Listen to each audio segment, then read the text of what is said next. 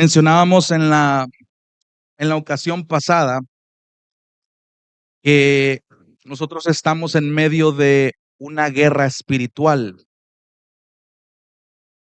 Una guerra espiritual.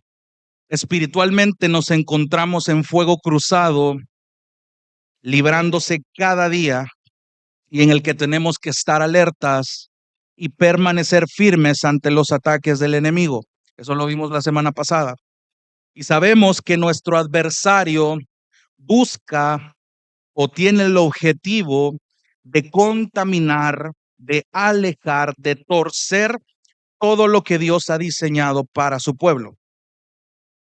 Y una de las áreas, hermanos, donde más Satanás ha buscado distorsionar, torcer, contaminar el diseño de Dios y su evangelio es el área de la masculinidad diseñada por el Señor.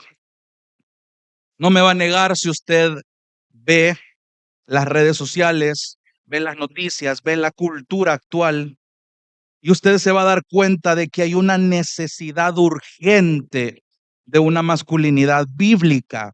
No estoy hablando de machismo, una masculinidad diseñada tal cual por el Señor. ¿Por qué? Porque vivimos en una cultura donde el machismo, donde el feminismo han venido a distorsionar lo que Dios diseñó. Y más triste aún y preocupante al mismo tiempo es que muchas iglesias cristianas evangélicas están adoptando estos términos y están mezclándolos con el mensaje del evangelio. Y eso es muy peligroso, muy peligroso. Y por tal razón, hermanos, es necesario en esta mañana entender a la luz de su escritura qué es lo que Dios demanda de una masculinidad bíblica. Porque repito, la iglesia la necesita con urgencia.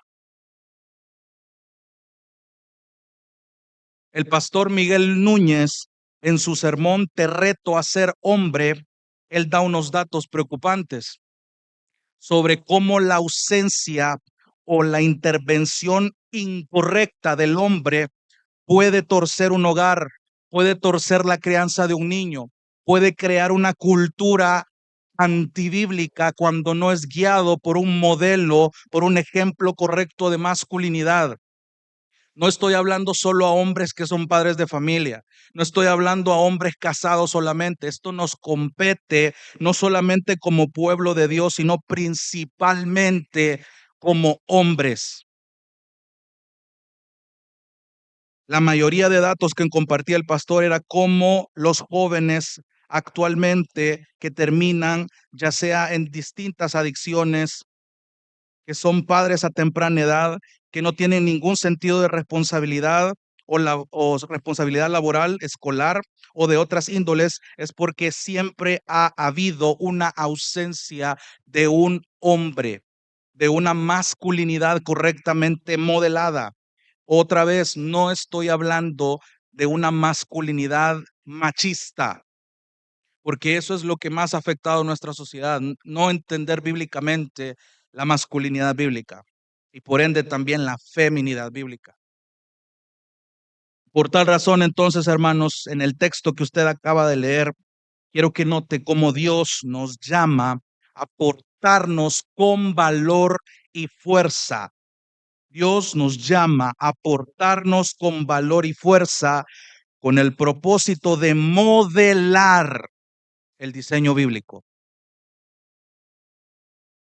Quiero que usted lo dijera muy bien. En este pasaje, Dios nos está llamando a usted y a mí a portarnos con valor y fuerza con el propósito de modelar el diseño bíblico. La pregunta es, ¿de qué manera entonces nosotros vivimos este llamado?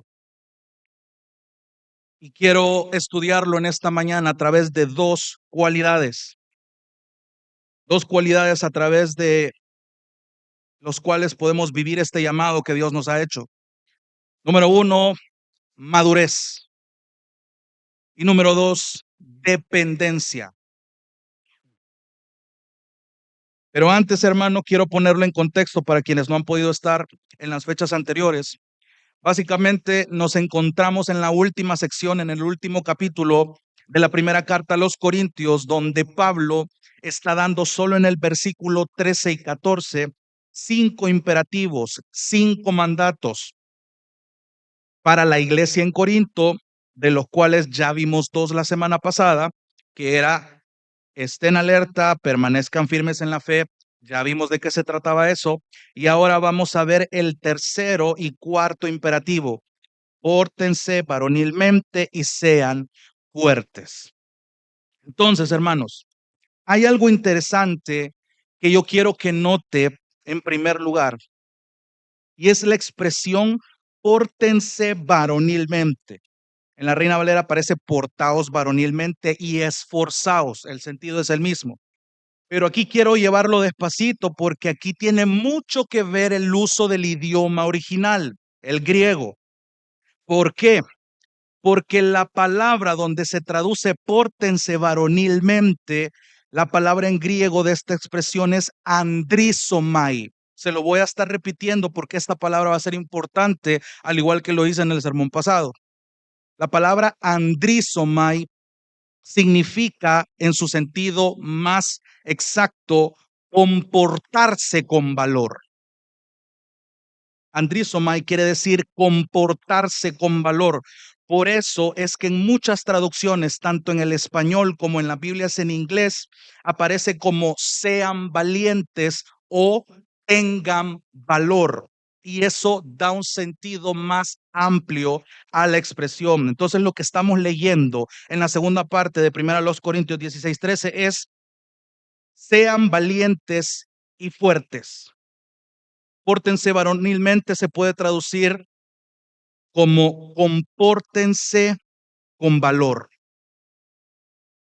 Y aquí hay una pequeña complicación porque la palabra andrizomai solo se utiliza una vez en el Nuevo Testamento y es en esta porción.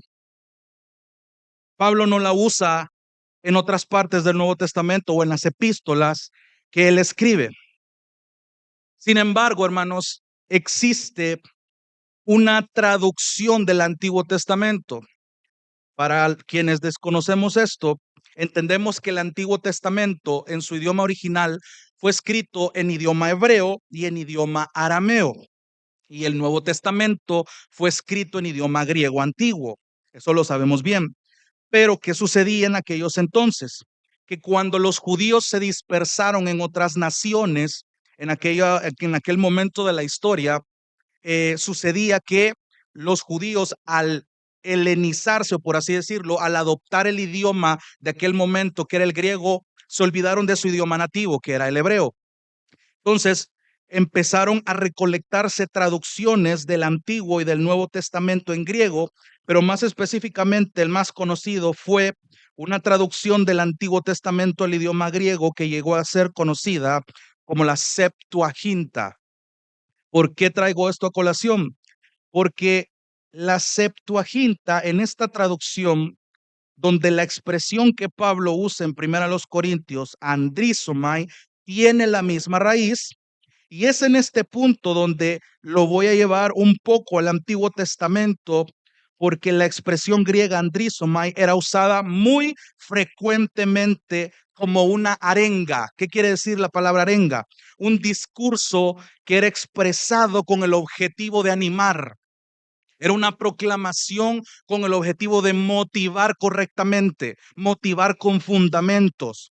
Y esto usualmente en los contextos que se usaba era en el contexto de los soldados que iban a la guerra.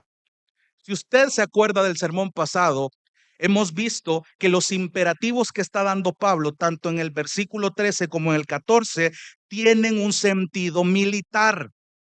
Decíamos la semana pasada que la escritura nos compara como soldados en una guerra y el sentido no se ha perdido. Cuando usted lee portaos varonilmente y esforzaos, está dándole en un sentido militar a la congregación en Corinto. Pero la Septuaginta nos da un poco más de trasfondo de cómo este término era ocupado en diferentes contextos. Y lo voy a llevar al Antiguo Testamento para que luego regresemos a Corinto y me pueda entender un poco más la idea de que, si bien es cierto, explícitamente la traducción va directamente a los hombres, no está eximiendo a las mujeres. Sin embargo, cuando usted tiene en cuenta esto,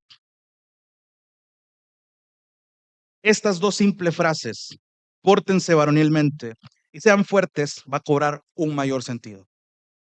Entonces, acompáñeme a Deuteronomio capítulo 31 y vamos a ver el primer caso, el caso de la historia de Josué.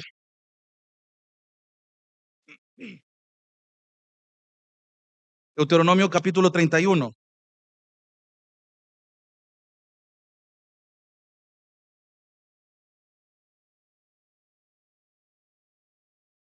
¿Qué está pasando en Deuteronomio 31? Está el escenario donde Josué es designado como el sucesor de Moisés. Teniendo ese escenario en cuenta, quiero que lea en primer lugar desde el versículo 4. Deuteronomio 31:4, dice la palabra: el Señor hará con ellos como hizo con Sehón y con Og, reyes de los amorreos, y con su tierra cuando él los destruyó. Versículo 5. Y el Señor los entregará delante de ustedes y harán con ellos conforme a los mandamientos que les he ordenado. Versículo 6. Sean firmes y valientes. Subraye la palabra valientes, porque en la Septuaginta la palabra ahí es exactamente la misma. Compórtense con valor. La expresión sean firmes y valientes. No teman ni se aterroricen ante ellos, porque el Señor tu Dios es el que va contigo. No te dejará ni te desamparará. En la Reina Valera dice: esforzaos y cobrad ánimo. Y es interesante porque en el versículo 6, esta expresión estaba dirigida al pueblo de Israel. Mientras, si usted sigue leyendo versículo 7, entonces Moisés llamó a Josué. Lo que le va a decir a continuación ya no es al pueblo de Israel, es específicamente a Josué. Y le dijo en presencia de todo Israel: sé firme y valiente. Reina Valera dice: esfuérzate y anímate. Esa expresión anímate es la misma que está traduciéndose al que ocupa Pablo en primera a los Corintios. Y luego se vaya más adelante, versículo 23, ya de los últimos, versículo 23 dice: entonces el Señor, ya no es Moisés diciendo al pueblo, ya no es Moisés diciéndole a Josué, ahora es el Señor quien le está diciendo a Josué directamente. Versículo 23, entonces el Señor nombró a Josué hijo de Nun y le dijo: sé fuerte y valiente. Esa expresión valiente es compórtate con valor, pues tú llevarás a los israelitas a la tierra que les he jurado y yo estaré contigo. En los 3 versículos que usted acaba de leer, la palabra griega usada en la Septuaginta es andrisu. Es la misma raíz, andrisu. Josué, si usted lo piensa bien, tenía unos zapatos bien grandes que llenar humanamente hablando. Tenía que dirigir a una nación. El pastor, por así decirlo, el líder que tenían era un Moisés con el que vivieron un montón de experiencias. Había una nueva generación, pocos de la primera generación que estaban a punto de cruzar a la tierra prometida. Y si usted lo piensa bien, Josué tenía grandes responsabilidades que llenar.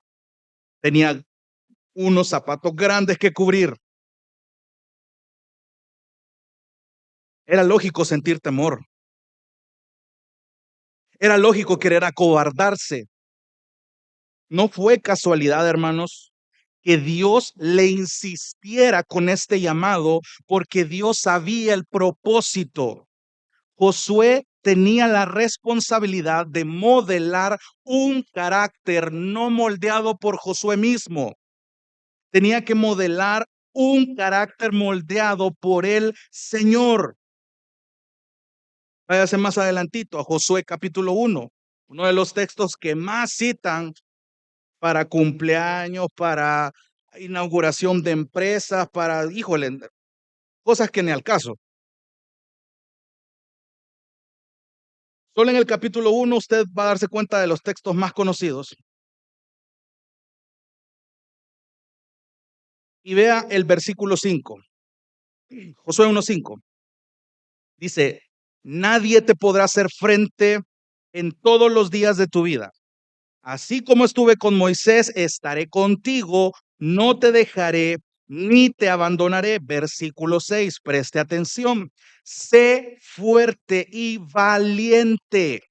Reina Valera dice, esfuérzate y sé valiente. Ese sé valiente es la misma palabra. Versículo 7, perdón, versículo 6. Sé fuerte y valiente, porque tú darás a este pueblo posesión de la tierra que juré a sus padres que les daría. Versículo 7. Solamente sé fuerte y muy valiente. La misma palabra. Cuídate de cumplir toda la ley que Moisés, mi siervo, te mandó. No te desvíes de ella, ni a la derecha ni a la izquierda, para que tengas éxito donde quiera que vayas. Donde quiera que vayas, entiéndase hacia el contexto histórico al que iban dirigidos. ¿Para dónde iba Israel? A conquistar la tierra prometida. En la donde quiera que vayas tenía una implicación, un límite. Muchos aquí sacan de contexto esto para andar decretando prosperidad donde no hay. No está hablando de eso. Entonces, otra vez, mire el versículo 9, que este es de los más citados. No te lo he ordenado yo, y aquí en la Biblia de las Américas la expresión está entre signos de admiración, y eso ya nos dice algo también. Sé fuerte y valiente, no temas ni te acobardes, porque el Señor tu Dios estará contigo donde quiera que vayas. La palabra que se usa acá en los 3 versículos que también vimos es la misma, es andrisu. Es compórtate con valor. Esa es la idea. Váyase más adelantito, Josué capítulo 10. Qué bueno que trajo su Biblia, hermano, porque la va a ocupar. Josué capítulo 10, versículo 25. Mira el paisaje en el capítulo 1. Vemos a un Josué probablemente temeroso, cobarde hasta en cierto sentido, con una expectativa de, híjole, tengo que llenar unos zapatos bien grandes, no sé si me va a quedar el saco que le quedó a Moisés, entiéndase la expresión. Pero en Josué capítulo 10, versículo 25, vemos a un Josué muy diferente. Desde el 24, estaban en un contexto de batalla donde iban a aniquilar a 5 reyes paganos. Versículo 24, cuando llevaron estos reyes a Josué, Josué llamó a todos los hombres de Israel y dijo a los jefes de los hombres de guerra que habían ido con él, acérquense, pongan su pie sobre el cuello de estos reyes. Ellos se acercaron y pusieron los pies sobre sus cuellos. Versículo 25. Entonces Josué les dijo, no teman ni se acobarden, sean fuertes y valientes. Otra vez la misma palabra, porque así hará el Señor a todos los enemigos con los que ustedes luchen. En este sentido, hermanos, si analizamos un poco la historia de Josué, Josué venía de ser alguien que estaba continuamente pegado a Moisés, aprendiendo, madurando. Pero cuando sucede algo que él no se esperaba probablemente, que Moisés va a morir y él es designado por Dios mismo. Y cuando ya llegó el momento, no es casualidad, hermanos. Otra vez, cuando usted vea la misma expresión repetida, dicha por el Señor o por un líder, o usted lo está viendo de diferentes formas, no es casualidad.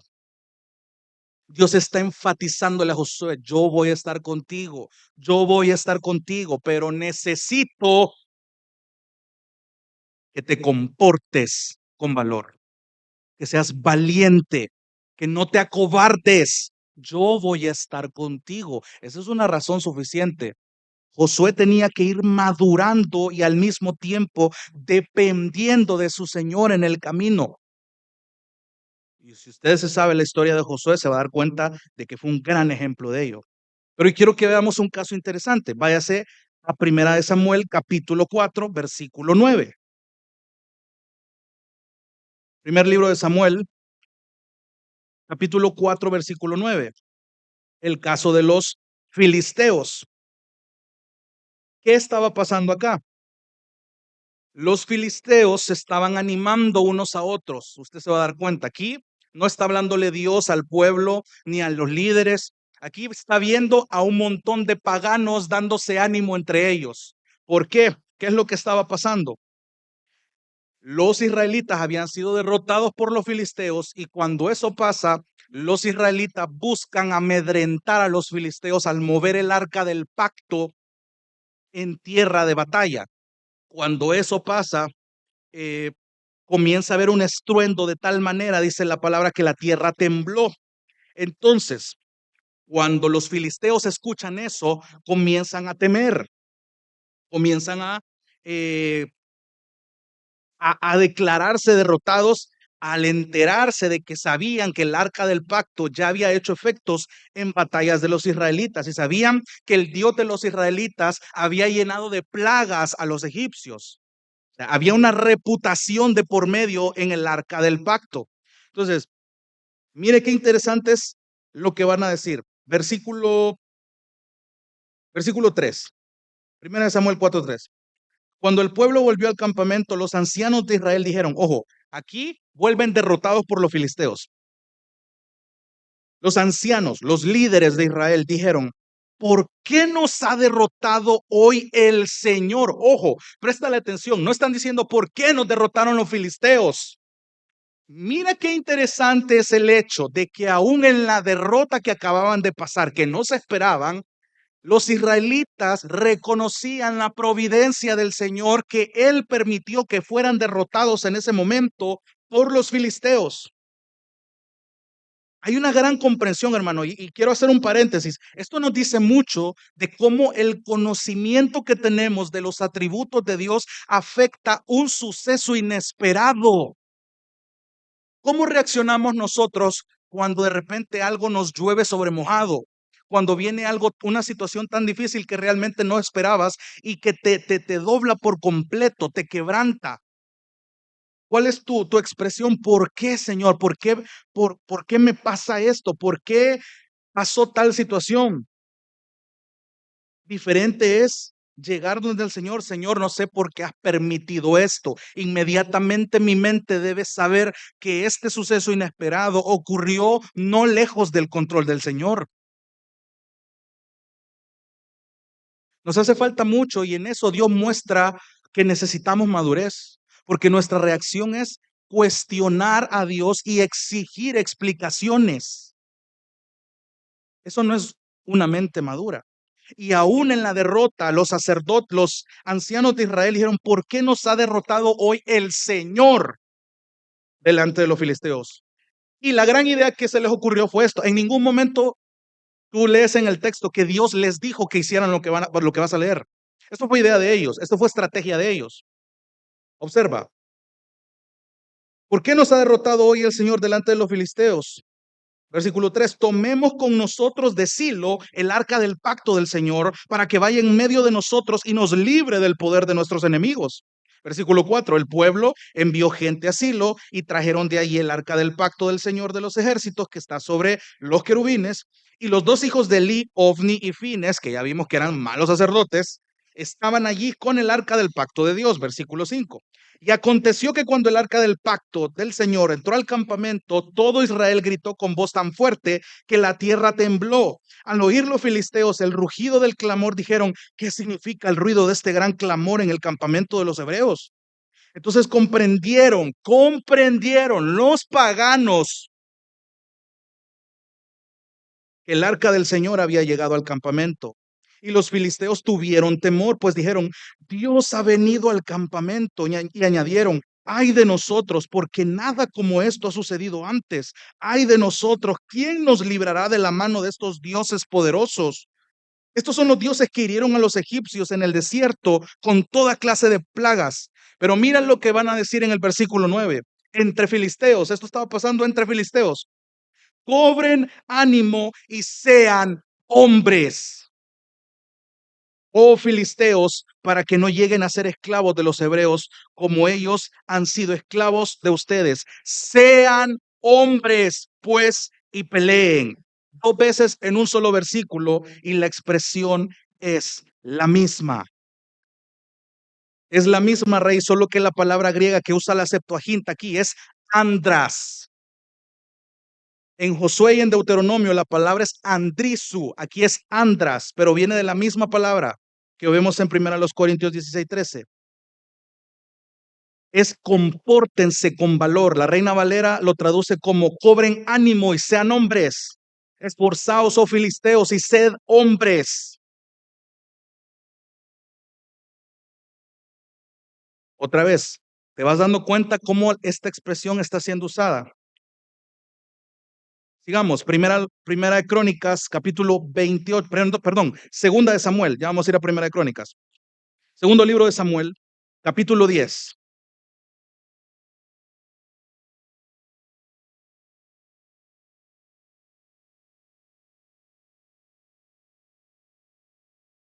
Del versículo 9 en adelante, el escenario es Joab. ¿Quién era Joab?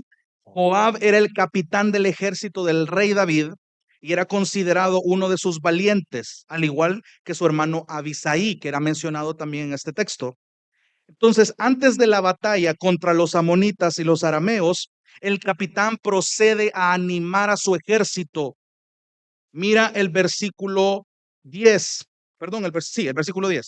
Dice, al resto del pueblo lo colocó al mando, esto es lo que Joab está haciendo el capitán, al resto del pueblo lo colocó al mando de su hermano Abisaí y lo puso en orden de batalla contra los amonitas. Y dijo, si los arameos son demasiado fuertes para mí, entonces tú me ayudarás. Y si los amonitas son demasiado fuertes para ti, entonces vendré en tu ayuda. Versículo 12, esfuérzate y mostrémonos valientes. Compórtense con valor por amor a nuestro pueblo y por amor a las ciudades de nuestro Dios, y que el Señor haga lo que le parezca bien. Mira la manera en la que se expresa un capitán de un ejército que estaba a punto de pelear. Ni siquiera él estaba asegurando su victoria. Él sabía que pasara lo que pasara, el Señor estaba haciendo su perfecta voluntad. Pero hay algo que tenían que hacer, comportarse con valor. La expresión es la misma, andrisu. Anímate y esfuérzate, dice la Reina Valera. Esfuérzate y esforcémonos. Y hoy sí, vamos a Primera de Crónicas, capítulo 28, versículo 20. Primer libro de Crónicas, capítulo 28, versículo 20.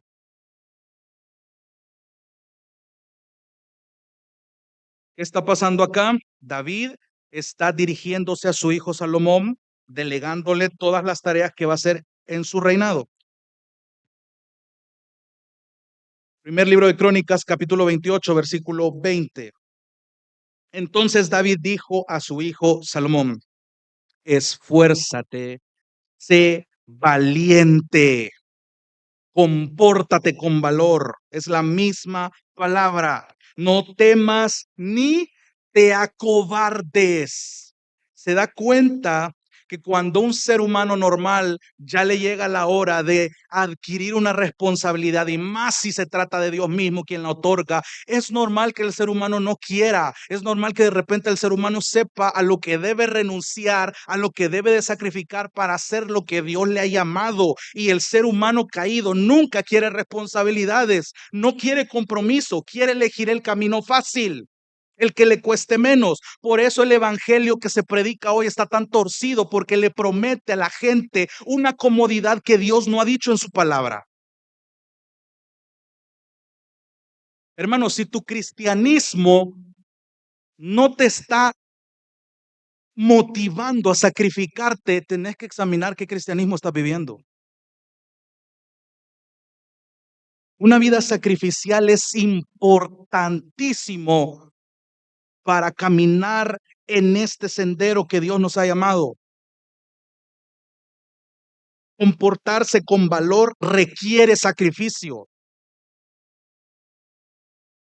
Salomón lo sabía. En la Reina Valera dice, anímate, y ese anímate es compórtate con valor y esfuérzate. Y un último caso en el Antiguo Testamento, libro de los Salmos, capítulo 27. Libro de los Salmos, capítulo 27.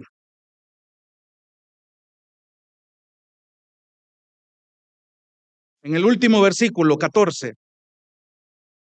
David aquí está dando palabras de ánimo a sus lectores para que confíen en el Señor. Mira el versículo 14, Salmo 27, 14. Espera al Señor, esfuérzate y aliéntese tu corazón. Es la misma expresión tanto en la Reina Valera como en la Biblia de las Américas. Esfuérzate. En este caso, esfuérzate es compórtate con valor, sé valiente y aliéntese tu corazón. Sí, espera en el Señor. ¿Te das cuenta que confiar en el Señor, hermano, no es solamente afirmar palabras o una especie de terapia psicológica de repetírtelo hasta que te lo creas? No, hermano. Esperar en el Señor es algo tan complicado porque estamos acostumbrados a ser gente desesperada que quiere todo para ayer. Y esperar en el Señor es el escenario perfecto donde tu paciencia es completamente moldeada. Y eso va a requerir un proceso de sacrificio que te va a hacer madurar y te va a hacer dependiente. Es exactamente el sentido de compórtate con valor.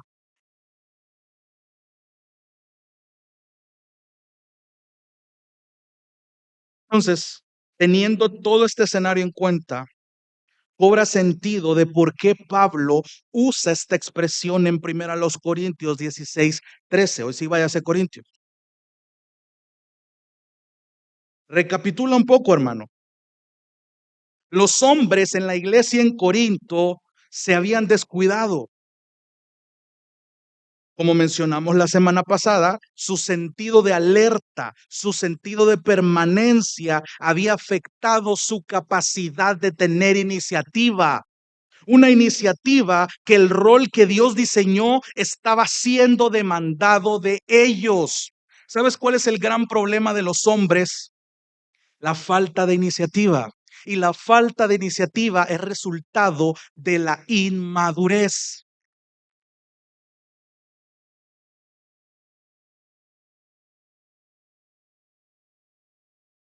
Y aquí es donde quiero comenzar a desarrollar estas cualidades que mencioné: madurez, dependencia.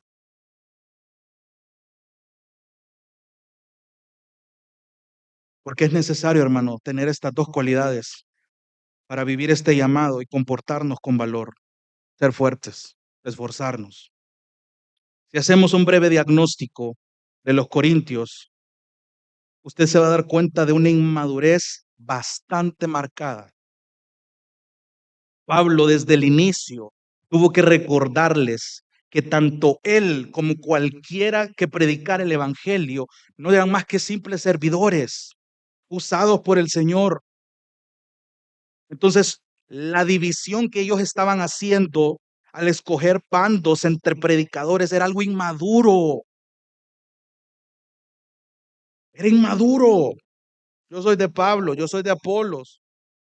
Me gusta cómo predica aquel hermano, con el otro mucho me duermo. Inmaduro. Y es triste notar, hermanos, que muchas veces la iglesia hoy busca dividirse por la inmadurez de los hombres.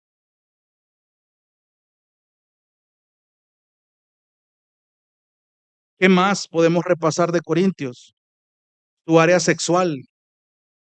Había una inmadurez tremenda. ¿Sabes lo que pasaba en la iglesia de Corinto? Que muchos de ellos, hombres, contrataban prostitutas y argumentaban que los apetitos físicos eran irrelevantes para ellos porque el espíritu era el que importaba.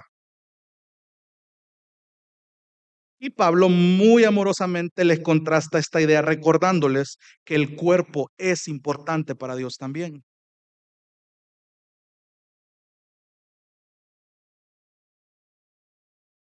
¿Cómo tú cuidas tu salud? ¿Cómo estás cuidando realmente el templo, a lo que Dios llama el templo?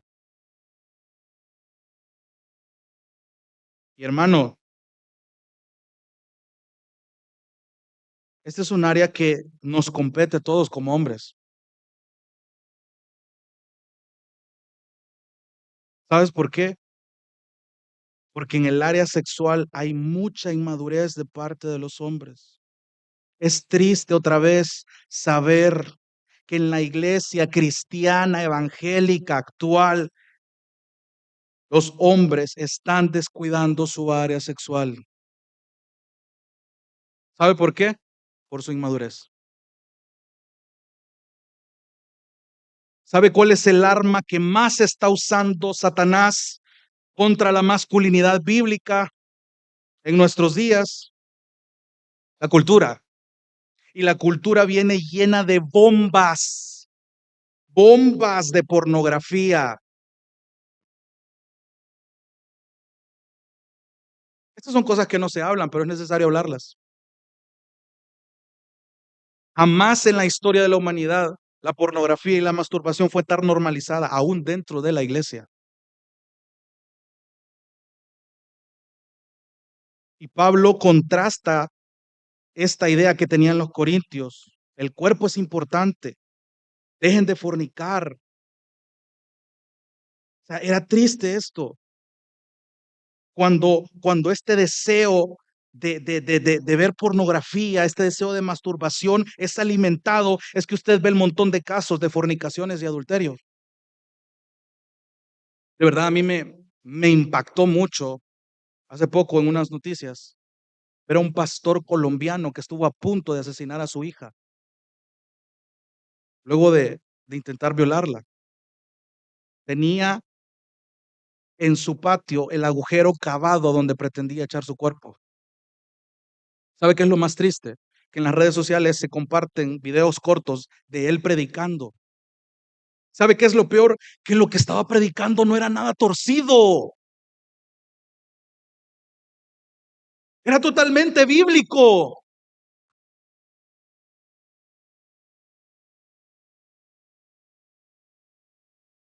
No basta con predicar buena teología, no basta con conocer buena teología. Satanás es el mejor teólogo que yo puedo conocer, más que yo, más que MacArthur, más que Albert Moller, más que cualquier predicador, pero eso no lo hace sumiso ante Dios. Es necesario que haya madurez en el área sexual en los hombres. Me encanta una cita de C.S. Lewis.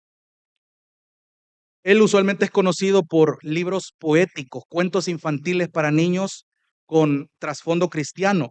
De hecho, si usted ha visto la famosa película Las Crónicas de Narnia, él es el autor, es quien escribe los libros. Esa película tiene un trasfondo cristiano hablando de la deidad de Cristo, por si no lo sabía. Pero él escribe también sobre este tema y permítame citarlo en esto, porque es importante hablarlo. Parte de la masculinidad bíblica exige un cuidado y madurez en el área sexual porque está desbordándose y descuidándose demasiado. Y él dice lo siguiente, y cito, para mí la verdadera maldad, hablando de adulterios y masturbaciones, es que él está tomando un apetito que usado correctamente lleva al individuo fuera de sí mismo, lo descontrola, a completar y corregir su propia personalidad en la de otro y le da un giro. Devuelve al hombre hacia la prisión del egocentrismo para construir allí un harén. ¿Sabes lo que es un harén, hermanos? En las familias musulmanas, Hay en la casa un espacio doméstico reservado exclusivamente para las mujeres, donde en la cabeza del hogar, todas las novias que conseguía para él las ponía y tenían que hacer sus tareas específicamente en esa área de la casa. Y C.S. Lewis dice que cuando tú caes en estos deseos, en estos apetitos, estás construyendo en tu egocentrismo un harén, un espacio doméstico en tu mente. ¿Qué está haciendo este harén? Cuando tú lo admites en tu mente, empieza a trabajar en contra de poder salir y unirte en la vida real con una mujer real. Porque, sabes, tú deseas ese harén, porque ese harén es siempre accesible para ti. Siempre está a tu servicio. No demanda sacrificio. No demanda ajustes, puede ser dotado de atracciones eróticas, tanto como tu mente lo diga, y psicológicas que ninguna mujer real pueda igualar. Entre esas concubinas sombrías que tu mente trabaja, tú te encuentras siempre adorado. Es siempre en tu mente, tú eres el amante perfecto. No te pides desinterés, porque tu vanidad no sufre mortificación alguna. Y al final, todo esto se vuelve el medio a través del cual tu autoadoración empieza a crecer. Y no solo es la facultad de amar la que empieza a esterilizarse, dice él, sino que tu capacidad de amar bíblicamente es forzado a girar sobre sí misma. Y hasta tu capacidad de imaginar comienza a destruirse.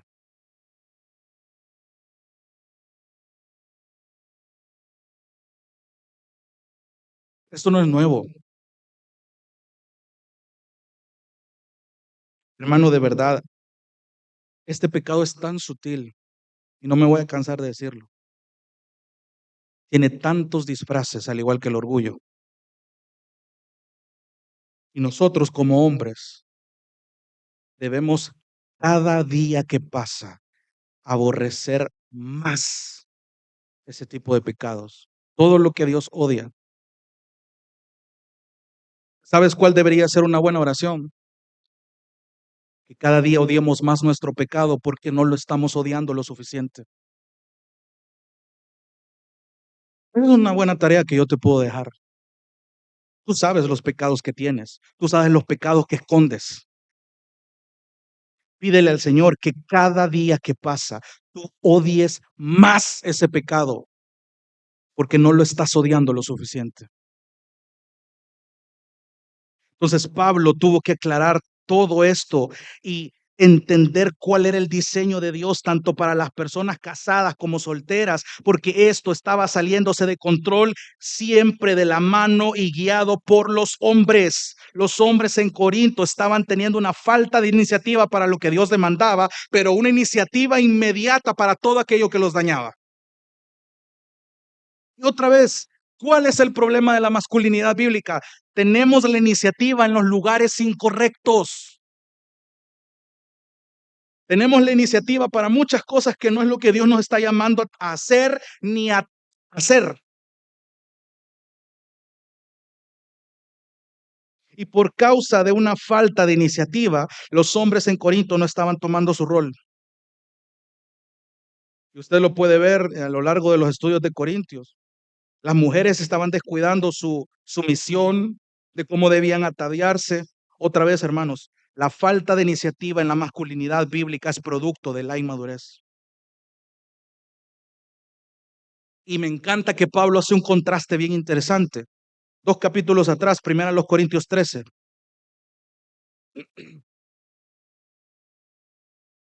Primero los Corintios 13, versículo 11. Pablo hablando del amor, de la excelencia del amor, un texto que ya estudiamos, para apelar a la madurez. Pablo está diciendo, cuando yo era niño, hablaba como niño, pensaba como niño, razonaba como niño, pero cuando llegué a ser hombre, dejé las cosas de niño. Cuando tú eras niño, hablabas, pensabas, razonabas. Ahora que eres un hombre, tú debes hablar, pensar, razonar como hombre. ¿Qué exige esto? Madurez. Madurez.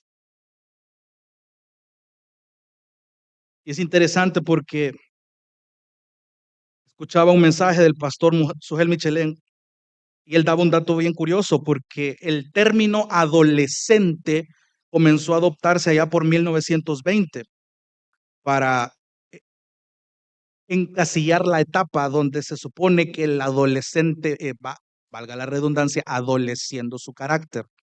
Pero antes de eso se conocían dos etapas, el niño y el hombre, porque luego de los 12 años se consideraba a la persona un hombre joven. Entonces, hermanos, qué interesante es comenzar a tener la iniciativa, a madurar en cosas, ya no de niño. Cuando digo niño, hablo de la inmadurez que como hombres tenemos. Es necesario comenzar a evaluar aquellas áreas en las que Dios demanda iniciativa nuestra y no lo estamos haciendo. Y esto va tanto para casados como para solteros, como para jóvenes, como para ancianos. Hermanos varones, primeramente, es imperativo, es urgente que maduremos.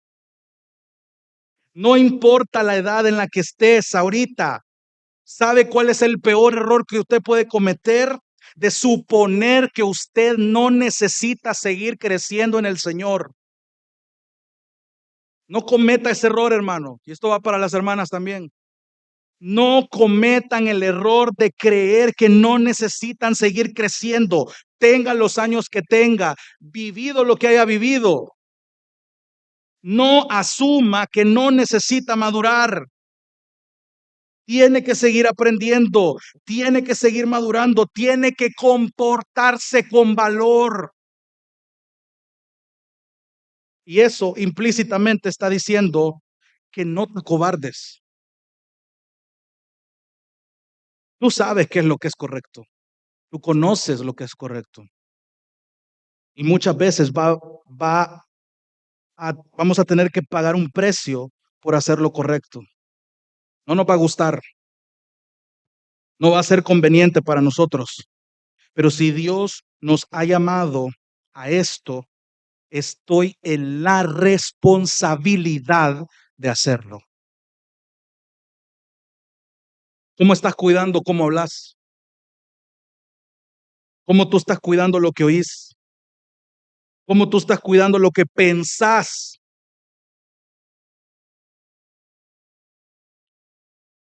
El pastor Paul Washer mencionaba en uno de sus sermones que aunque tú te bañes 20 veces al día, no te sirve de nada si volvés a nadar entre la basura. No basta con conocer la escritura. Es importante, pero no es todo. Hay cosas que tienes que dejar de hacer y otras que tienes que comenzar a hacer. Y aquí sí voy añadiendo a las hermanas. Si bien es cierto, la traducción de 1 Corintios 16:13 en nuestro idioma se dirige explícitamente a los hombres, al analizar la palabra en su sentido original, vemos que implícitamente se dirige a las mujeres, más específicamente se dirige al pueblo de Dios, porque la traducción es pórtense con valor. Eso te incluye a ti, hermana, porque Pablo le está hablando a una congregación.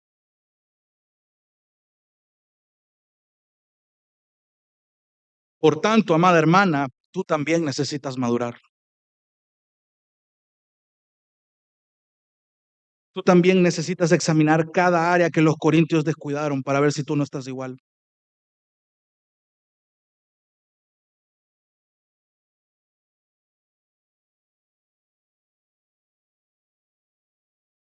Y segunda cualidad, ya vamos aterrizando con esto, dependencia. Portarse varonilmente no solo requiere madurez. ¿Sabe por qué? Porque requiere dependencia. Yo puedo aparentar ser maduro delante de ustedes, Yo puedo engañarlos con una falsa madurez, porque esa madurez está dependiendo de mí. Es una madurez forjada a mi conveniencia. Es una madurez que yo puedo construir a base de paja, por así decirlo, el heno, la paja.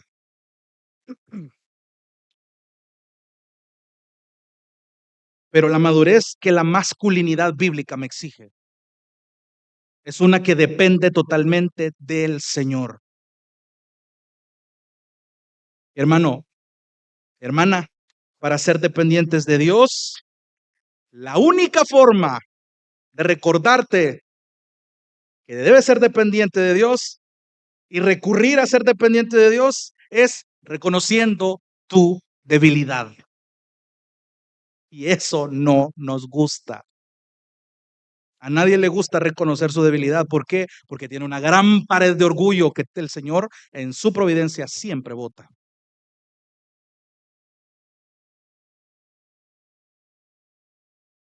Hermano, esto a mí me cargó un montón, porque yo soy el primero en la fila que necesita madurar un montón. Al hombre no le gusta mostrarse débil, al ser humano en general. Pero un corazón débil, hermano, es la materia prima por excelencia que Dios usa para glorificarse a Él mismo. Porque su poder se perfecciona, se moldea, se madura en la debilidad. Por lo tanto, dijo Pablo en 2 Corintios 12:9, de buena gana me gloriaré en mis debilidades. Eso era ilógico para la cultura. Una cultura griega donde los coliseos estaban llenos de guerreros fuertes, de luchadores, donde los atletas mostraban sus pectorales, su musculatura, su físico, su buen aspecto. Pero parecía ilógico decir que en la debilidad es donde yo soy más fuerte. ¿Por qué? Porque está hablando de dependencia. Una dependencia, resultado de madurez. Una mente madura siempre va a entender que necesita depender del Señor. Eso le va a dar la garantía segura de comportarse con valor en medio de la guerra en la que está.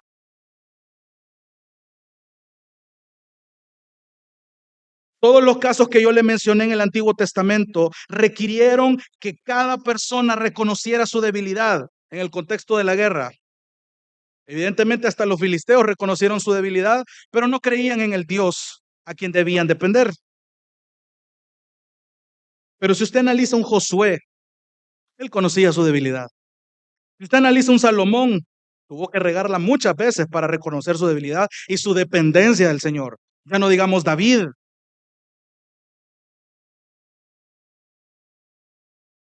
Uy, hay un montón de historias en el Antiguo Testamento que nos enseñan esto. Porque es lógico, hermanos, que el ser humano y especialmente los hombres tendemos a cobardarnos al encontrar los retos que Dios nos hace.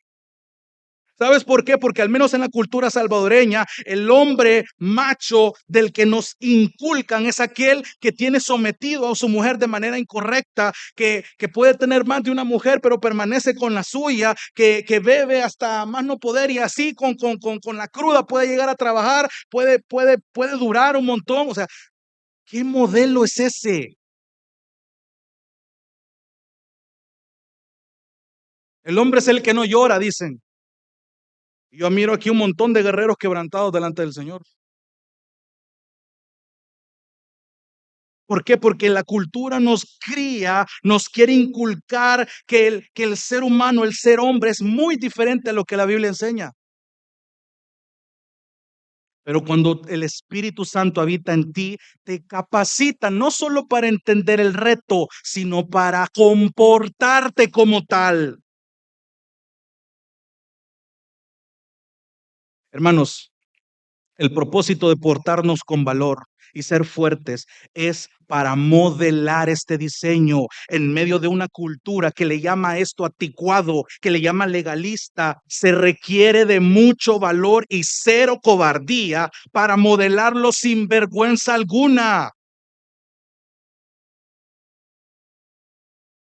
¿Sabes qué le dijo Pablo a Timoteo en 2 Timoteo 1:7 y 8? Dios no te ha dado espíritu de cobardía. Probablemente sientes que no vas a dar el ancho. Era un pastor joven de una iglesia bien problemática que era Éfeso. Pablo dice, Dios no nos ha dado espíritu de cobardía. ¿Sabes de qué te ha dado? De poder, de amor, de dominio propio. ¿Tú crees que eso va para los hombres nada más? Sí, en el contexto se lo está diciendo un pastor a un líder, pero aquí Pablo lo está extendiendo a la iglesia. Entonces, hermanos, con esto voy concluyendo. Tenemos que examinarnos de manera constante. Descuidamos mucho eso. Hablaba con unos hermanos esta semana y platicando de eso, cuán necesario es examinarnos constantemente. Aprendíamos la semana pasada de permanecer firmes.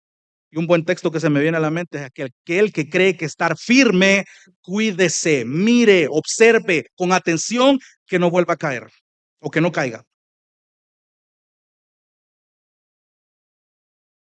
Eso requiere que nos examinemos constantemente. Nunca descuide, hermano, ese hábito. Entonces la pregunta práctica al final de todo esto es, ¿a dónde está nuestro ejemplo de madurez y dependencia por excelencia? ¿Quién fue el único hombre que nos pudo modelar una madurez y una dependencia del Padre mientras estuvo humanado? Jesucristo. En Jesucristo yo puedo encontrar un modelo de madurez increíble, de una masculinidad ejemplar, de una dependencia al Espíritu Santo en todo lo que hacía, en cómo trataba al sexo opuesto, en cómo trataba a los niños, en cómo trataba a sus enemigos, en cómo lidiaba con el rencor, con la oración.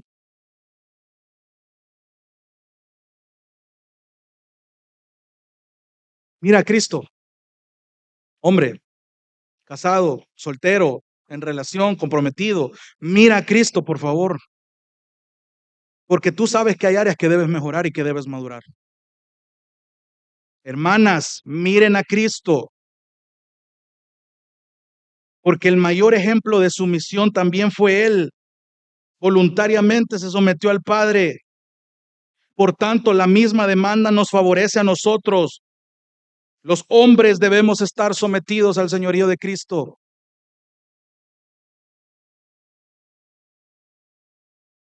Creo y quiero compartirte esta carga, hermanos, hermano y hermana. A los primeros a quienes Dios llama a modelar esto en la iglesia es a los líderes.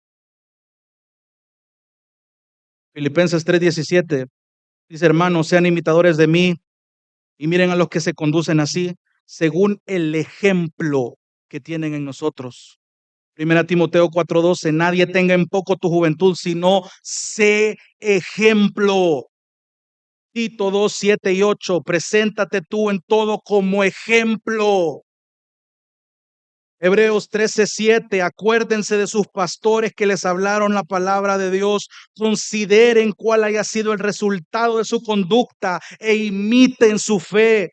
Cuando yo leí esto, me quebranté mucho, hermano, porque ¿qué modelo está presentando Jonathan Gómez de madurez, de dependencia? ¿Te habías puesto a pensar, hermano, que incluso en tus sufrimientos tú puedes darle una gran lección a tu hermano alrededor?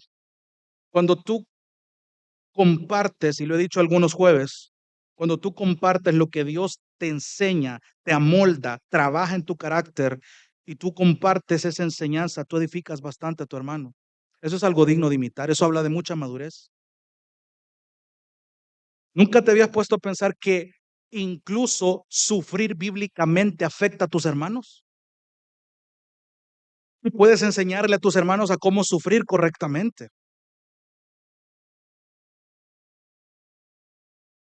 Y primera de Pedro 5:2, apacienten la grey de Dios, Pedro hablándole a los líderes.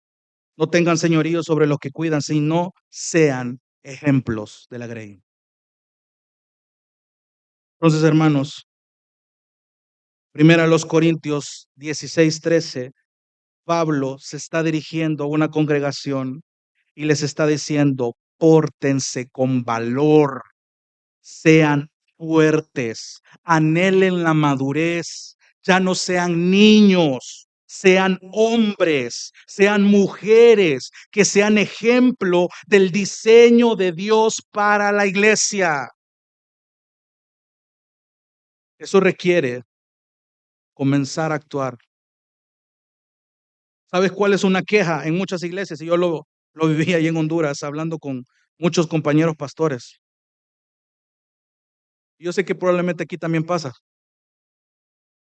Existen en la iglesia hermanos que presentan sus quejas de manera piadosa, demandando madurez de hombres de la iglesia, y no solo hablo de los líderes. En lugar de quejarte por la falta de iniciativa de los hombres de la iglesia, ora por ellos. Yo podría ser muy inmaduro en mi respuesta al decirte, bueno hermano, no te quejes de tus líderes, aguántese, soporte hermano, porque es lo que hay, pero eso no es maduro de mi parte. ¿Sabe lo que sí le puedo decir? Usted conoce las áreas que este hermano está fallando, vaya, dígaselas en amor, ore. Si hay algo que yo le quiero poner de tarea es que ore por los hombres de esta iglesia. Se lo pido por favor. Hermanas del grupo de oración, oren por los hombres de esta iglesia. Oren por los líderes de esta iglesia. Esposas, oren por sus esposos. Oren por sus padres. Oren por sus adolescentes, por sus hombres jóvenes. Porque hay una gran demanda de parte de la palabra. Y cuando hay hombres de Dios, hay mujeres de Dios. Pero anhelemos la madurez. En lugar de quejarnos sin llegar a nada, ora. Por favor, necesitamos urgentemente una masculinidad bíblica para la gloria de Dios. Vamos a orar. Dios te bendiga. Realmente es un privilegio para nosotros que puedas escuchar el mensaje de la palabra de Dios. Esperamos que Dios obra en tu vida grandemente a partir de lo que puedas escuchar y aprender a través de este sermón. Sin embargo, creemos que solo este sermón es insuficiente y no debería de suplantar por ningún motivo tu asistencia a una iglesia local. La iglesia local es el medio por el cual Dios obra en la vida de su pueblo. Te motivamos a que busques una iglesia sana donde congregarte o puedas contactarte con nosotros en nuestras redes sociales para que nos puedas visitar. Será un gusto poder servirte y que podamos juntos adorar a Dios en comunión con sus redimidos mientras aprendemos de su palabra. Que el Señor te bendiga.